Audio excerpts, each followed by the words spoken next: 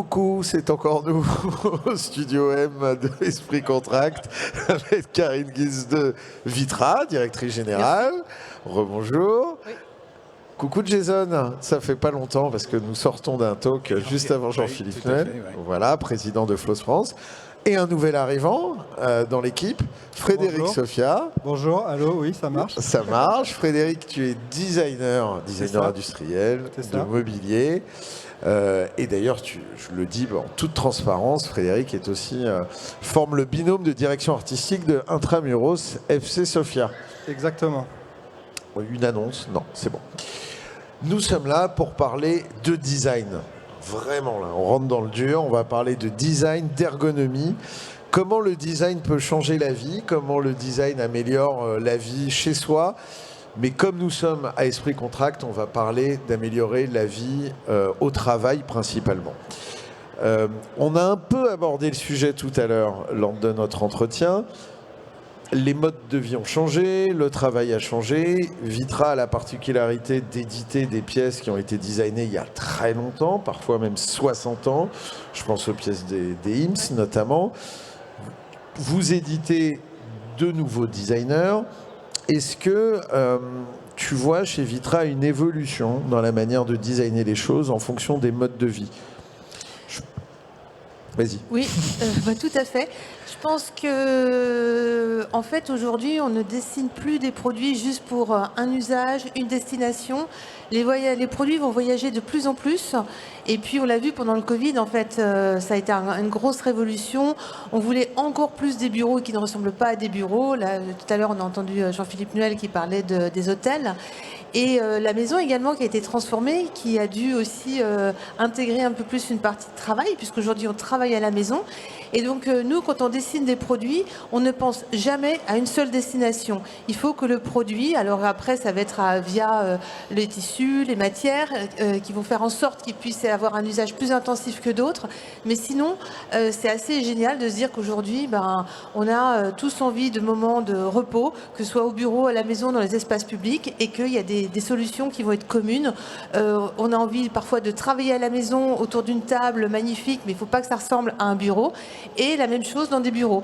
Donc en fait, c'est un gros puzzle qui est assez intéressant avec lequel on joue avec toutes ces pièces. Et chez Vitra, pour assembler ce puzzle, vous avez quand même des solutions qui peuvent être différentes. Je pense notamment, il y a dans votre offre Contract, il y a deux canapés très emblématiques. Un qui a été designé par le duo Panthère et Touron et un autre par un autre duo d'ailleurs anglais cette fois, Geoff Garby et Edward Barber. Ce sont deux sofas modulables, mais avec deux postures différentes. Complètement. Quand même. Et c'est très drôle parce qu'en fait, on pourrait se dire qu'il y en a un, donc celui qui a été dessiné, l'anagramme par Panthère et Touron, tu pourrais dire il est que pour la maison. Donc c'est un nouveau sofa qui est très très soft et donc avec une assise très relax. Et le postulat de départ, eux avaient travaillé pour la recherche pour Airbnb. Et quand ils sont revenus en Europe, ils ont commencé à travailler de la recherche pour nous sur les modes de vie. Et on s'est dit que le sofa, c'était toujours la pièce pour laquelle tu avais un problème, que ce soit en entreprise ou à la maison. À chaque fois qu'on déménageait, la pièce n'allait jamais. Il y avait toujours la méridienne qui n'était pas du bon côté, les dimensions qui n'étaient pas bonnes, etc. L'assise trop profonde voilà. pour bosser. Donc ils ont créé une plateforme qui fait qu'aujourd'hui, les panneaux sont amovibles, tu peux les déplacer toi-même, tu peux reconfigurer le bureau. Et pourquoi cette pièce est intéressante, c'est qu'à la base, on avait plus pensé pour la maison. Et en fait, on a eu des clients Contract, des entreprises qui ont dit mais nous on veut ça. On veut ça parce qu'on veut des espaces où les employés se parlent, se reposent et que ce soit un petit peu avec moins de technologie. On veut éviter que les gens, un peu comme les ados, soient sur leurs écrans.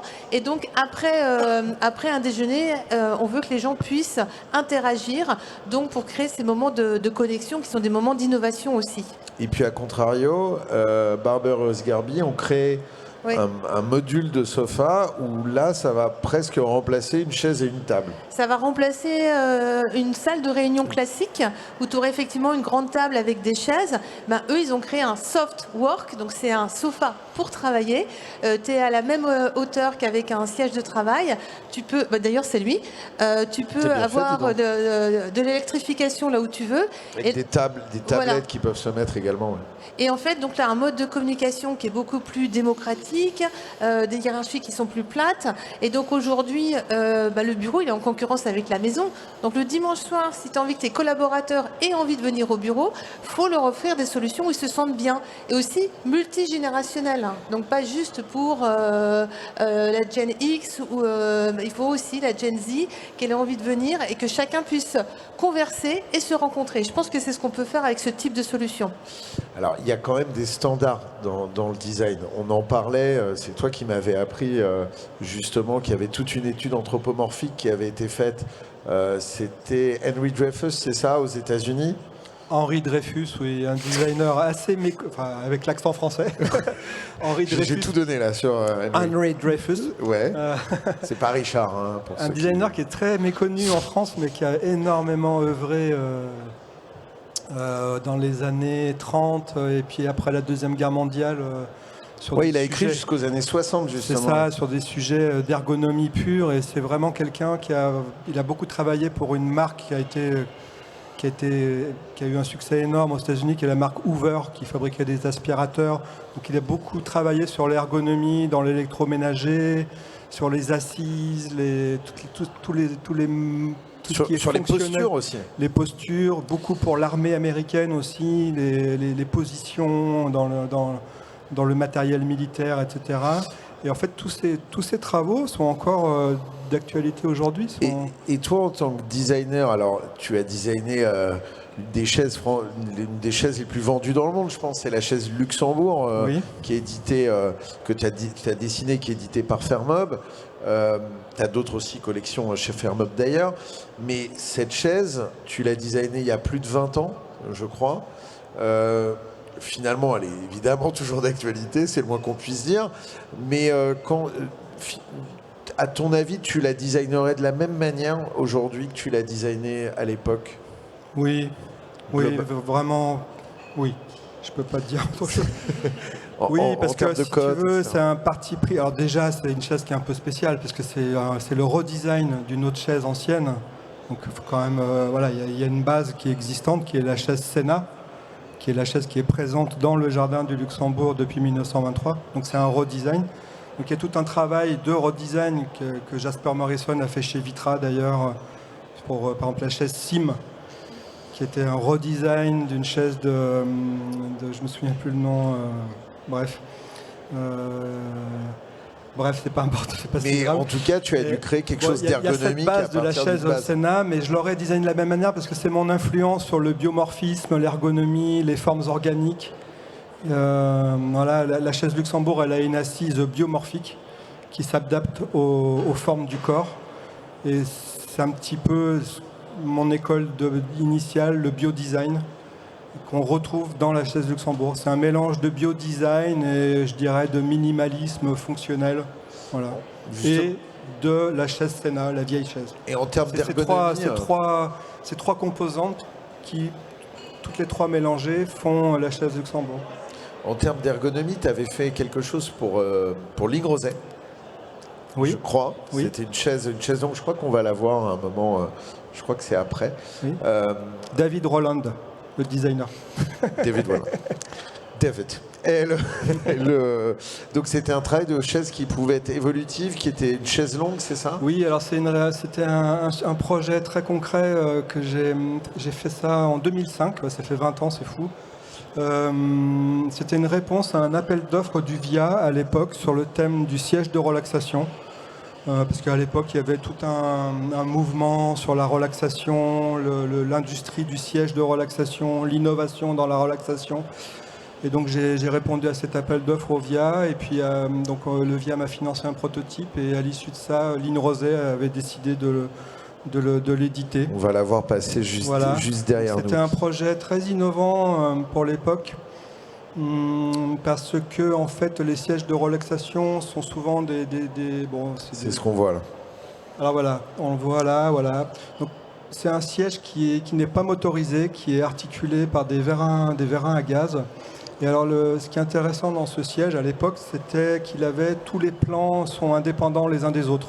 C'est-à-dire que souvent, les sièges de relaxation, ce sont des sièges qui se développent, qui se déploient de façon synchronisée. Le micro.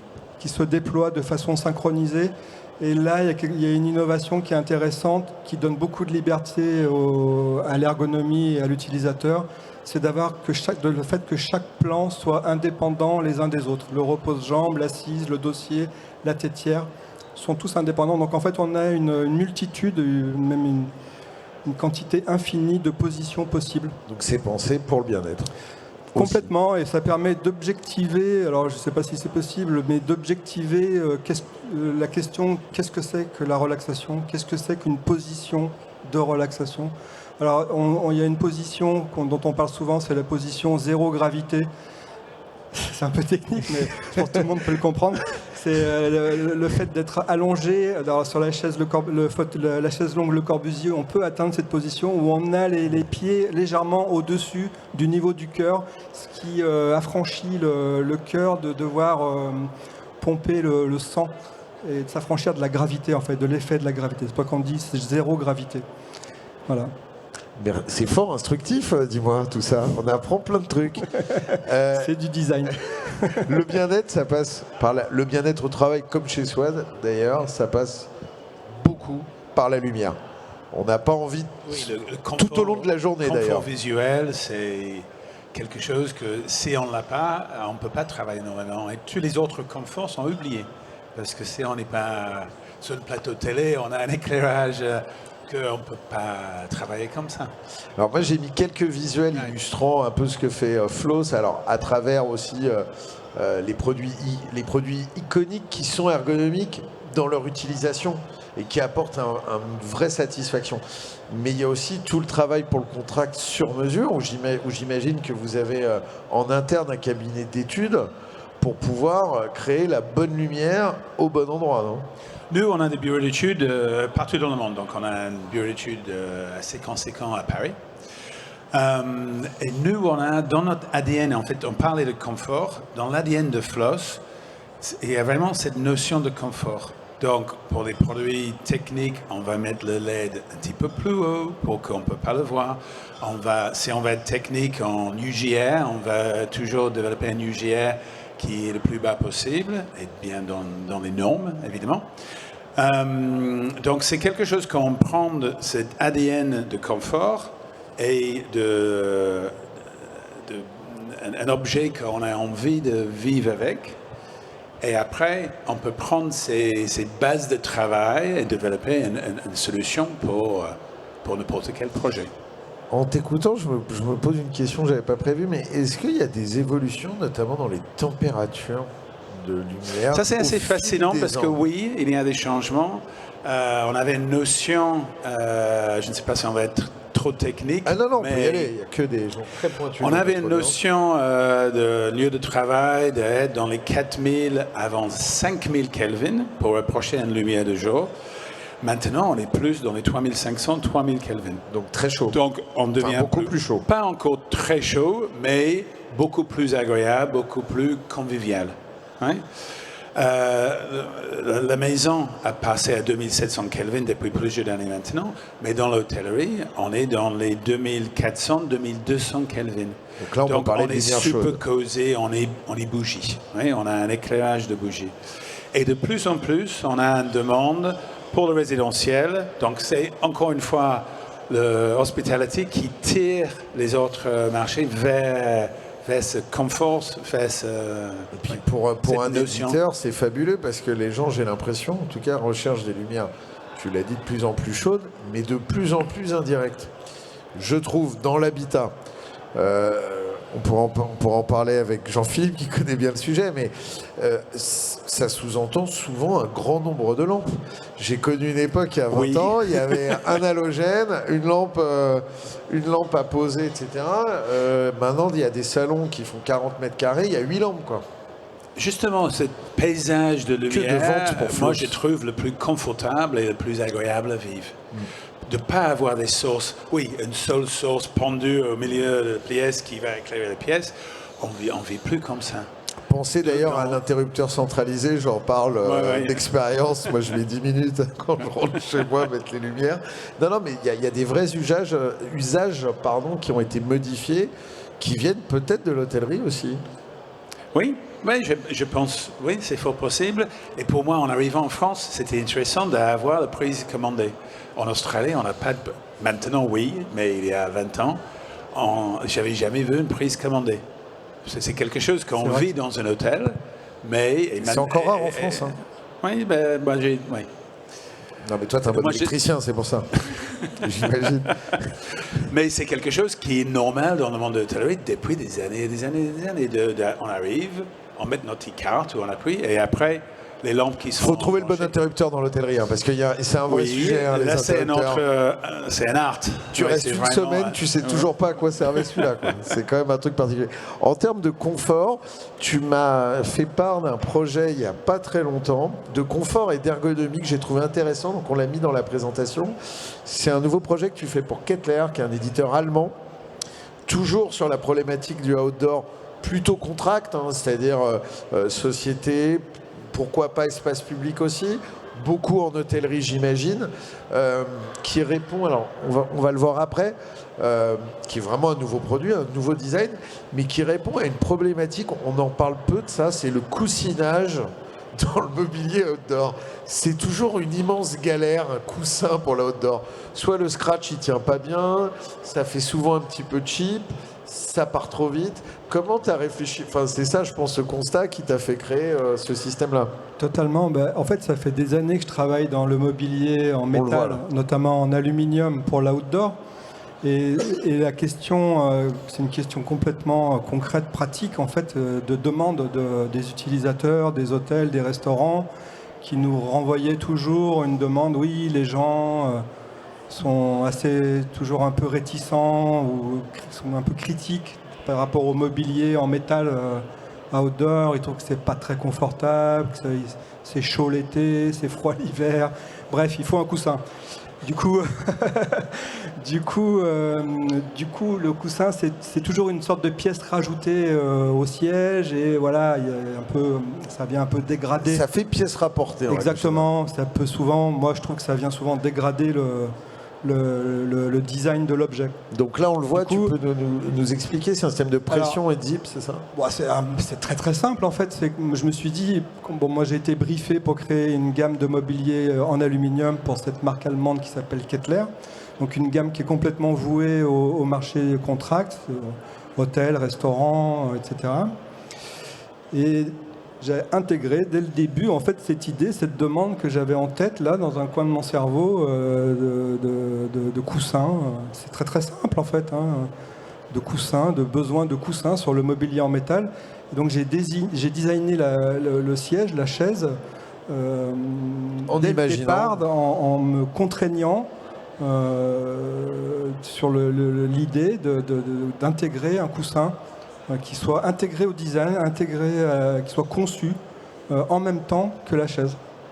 Voilà, donc quelque chose d'amovible, de facile à démonter, parce qu'il faut pouvoir le laver, voilà, et qui permet aussi de la customisation, de la personnalisation, parce que souvent dans les hôtels, les clients aiment bien broder le blason, enfin le logo de l'hôtel, donc ça va avoir un élément textile, ça c'est intéressant aussi pour ça. Voilà. C'est des problématiques très terre à terre, très concrètes, mais bon. Et c'est la réalité. Le design est fait pour ça aussi, pour répondre, pour se soucier des utilisateurs, se soucier des gens, voilà, rendre les gens heureux avec leur mobilier. On parlait pour moi, de ça, c'est quelque chose d'important. On parlait de ça un peu avec Karine ce matin, la personnalisation. Ça fait partie du bien-être, c'est de proposer aussi des textiles qui soient doux, non mais c'est tout bête, mais agréables. C'est quelque chose que vous faites de plus en plus chez Vitra. Moi, il y a des pièces iconiques que je n'ai connues qu'en cuir et que j'ai découvert il n'y a pas très longtemps, avec des tissus d'accueil extrêmement chaleureux, duveteux, vraiment une autre approche beaucoup moins rigide de ce qu'on imaginait. Je souris parce que je pense à Jean-Philippe Nuel avec ce que tu disais tout à l'heure sur parfois les icônes et les classiques qui sont très marqués. Et donc une manière effectivement de les rendre accessibles à d'autres marchés type hospitality, c'est bien évidemment le tissu, les textiles. Et donc là, nous, on vient les pièces qu'on adore, c'est toute la collection de Jean Prouvé. Et là, on vient de faire une collection avec des dards où on va mettre voilà, des choses beaucoup plus décoratives, avec parfois des motifs, parfois des bouclés beaucoup plus forts, des couleurs assez tranchées. Et c'est vrai que le produit, parfois, on ne le reconnaît même plus. Donc c'est assez génial de lui donner en fait une forme différente pour qu'il puisse aller dans des utilisations auxquelles on ne penserait pas. Parce que le produit est marqué années 40, années 50. Ils avaient des tissus aussi à la base qui étaient pas très omis en fait. Ils étaient très rigides. Donc voilà, ça c'est des belles évolutions sur les tissus. Et puis après, oui, nous on a beaucoup de tissus. On fabrique nos propres tissus également. Donc ça, c'est important. Alors nous, on va vraiment faire attention également à tout ce qui est développement durable pour avoir le plus de matières, soit monomatière ou du polyester recyclé. Et donc on a beaucoup de choix qui vont également dans les espaces publics, habitat ou bureaux. Très bien. D'ailleurs, je vous invite, si vous vous ennuyez, à aller sur le configurateur Vitra. Il y a des milliards de possibilités. C'est un trou noir. C'est comme un configurateur automobile, mais en vachement mieux. En moins cher, hein, quand même, globalement. Pour le bien-être via la lumière, est-ce qu'il y a des innovations récentes dont tu pourrais nous parler, je ne sais pas, de la luminothérapie, etc. Est-ce que c'est quelque chose, ou est-ce que vous tenez au courant un peu de ce qui se fait en termes de... Bah, évidemment, on a parlé de température, mais peut-être pas que. Oui, notre gamme Workmates, en fait, on a la possibilité d'avoir une version avec un rythme circadien. Donc, c'est programmé dans le rythme circadien de la journée. Donc, on va commencer avec un éclairage bien chaud. Oui? On glisse dans la journée en douceur avec notre café le matin. Et après, la température va changer pendant la journée, comme la température de l'éclairage à l'extérieur. Et il va terminer dans le soir à nouveau avec un éclairage plus chaud, programmé. Oui. Et ça, c'est quelque chose que sur le contrat. Donc, c'est sur une horloge. Et donc, en fait, ça suit votre rythme circadien avec vous. C'est super. Oui, mais ça fait en sorte qu'on part le soir et on n'est pas... Et le matin, on se réveille, on n'a pas la lumière blanche dans la salle de bain où on est horrible. On réveille en douceur et on est super fonctionnel à 9h, mais on peut glisser dans notre journée avec un café. Bon, bah c'est formidable. Frédéric, tu voulais ajouter on voudrait apprendre d'autres choses sur l'économie du design. Non, ça, juste pour finir sur la nouvelle gamme que tu sors, elle sort quand ? Alors, c'est une gamme qui sort en janvier 2026, là. Je te pose plein de questions parce que tu es rare sur les plateaux des talks. Trop rare. Donc voilà, ça sort début janvier. Janvier 2026, ça sera présenté à Maison et Objets et en même temps pendant la Paris Design Week chez Silvera, showroom rue de l'Université. Vernissage le 14 janvier. Voilà, inscrivez-vous sur frédéricsofia.com. Non, mais Intramuros sera présent, je pense. Bah, merci beaucoup pour cet échange. Merci. C'était un plaisir de vous revoir dans l'après-midi. Après, non, c'était déjà l'après-midi, remarque. Hein. Demain, on fait une petite pause. On se croise, mais on ne fait pas de table ronde. Hein. Okay. Promis. Merci Frédéric. Merci également. Merci. Je vous revois demain, de mémoire, c'est à 11h30. Nous allons parler, on a abordé un peu le sujet, l'hybridation des lieux. Ça fait plusieurs fois qu'on en parle, mais là, ça va être sous un autre angle, avec Patrick Join, donc cofondateur de Join Mancou. Il y aura également l'agence d'architecture Sowen et Galia Group. On va parler de ces lieux hybrides. On se demandait, est-ce que c'est un hôtel? Est-ce que c'est un bureau, un siège social? Vous verrez, il y a des lieux, c'est tout à la fois. Je vous souhaite une bonne fin de journée et à demain à Esprit Contract.